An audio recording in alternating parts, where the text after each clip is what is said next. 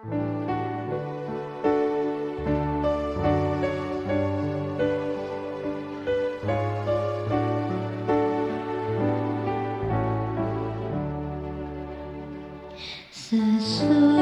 malam fajar mereka bersama Yesus, surga mulai.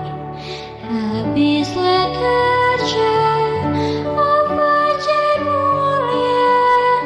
Sesudah malam hari bermain.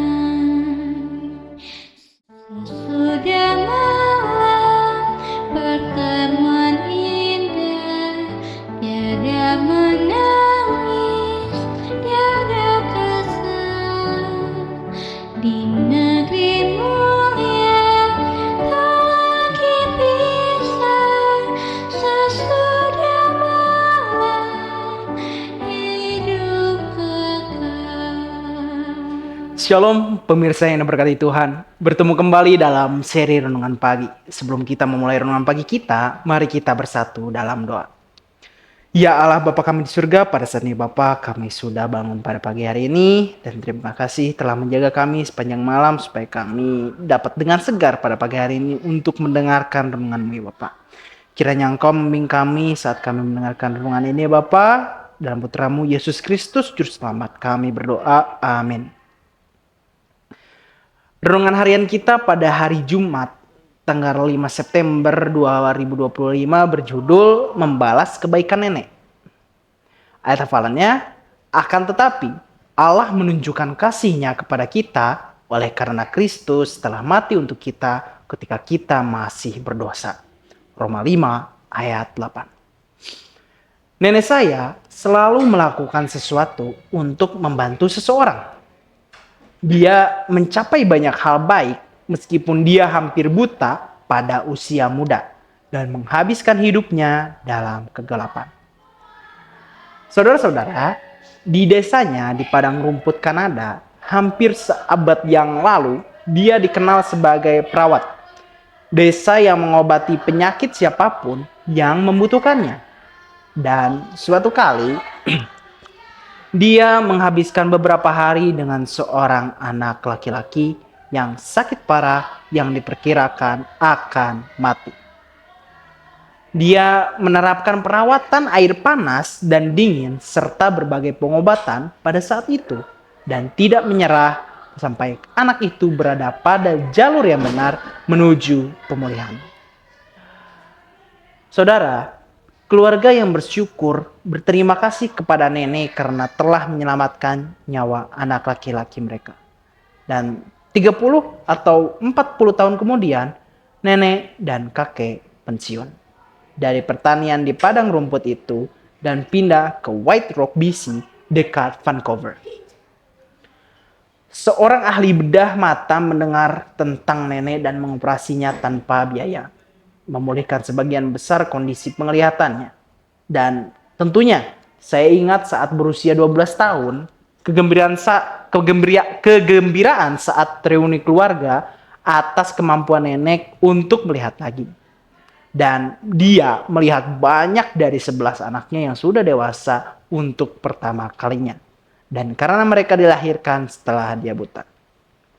Saudara-saudaraku, ahli bedah mata tersebut adalah anak laki-laki yang hidupnya dia selamatkan bertahun-tahun sebelumnya. Namun sebelum kita memuji belas kasihan nenek terhadap orang lain, saya harus menceritakan sisa ceritanya. Alasan utama nenek punya banyak waktu untuk melayani masyarakat adalah karena dia sering menahan putri sulungnya tidak ke sekolah. Karena pada dasarnya dia menggunakan anak perempuan yang tertua itu sebagai pelayan yang tidak dibayar untuk menjaga rumah dan membesarkan 10 anak lain yang masih kecil. Namun, bukankah benar bahwa kebanyakan dari kita kadang memiliki dua sisi dalam karakter kita tentunya?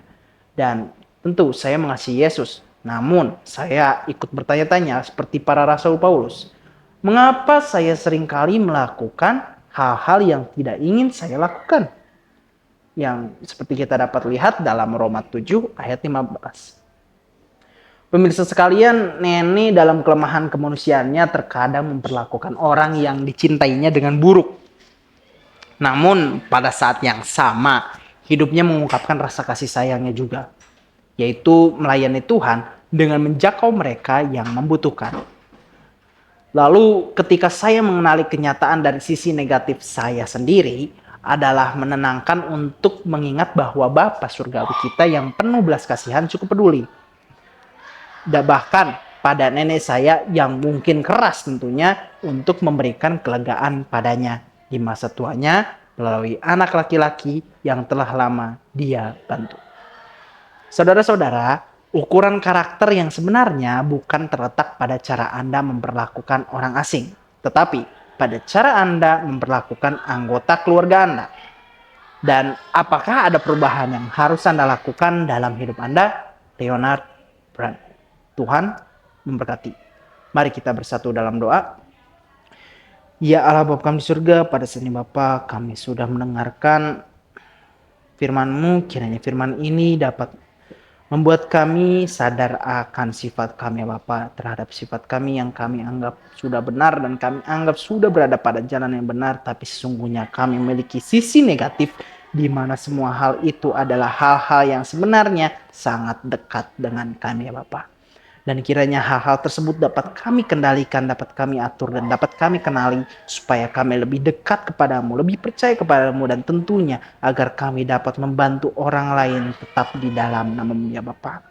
Kiranya firman ini dapat membimbing kami supaya kami dapat menjalani hari ini dengan baik, menjalani segala aktivitas kami dan pekerjaan kami tetap dalam Roh Kudus dan iman yang selalu bersama-Mu ya Bapa.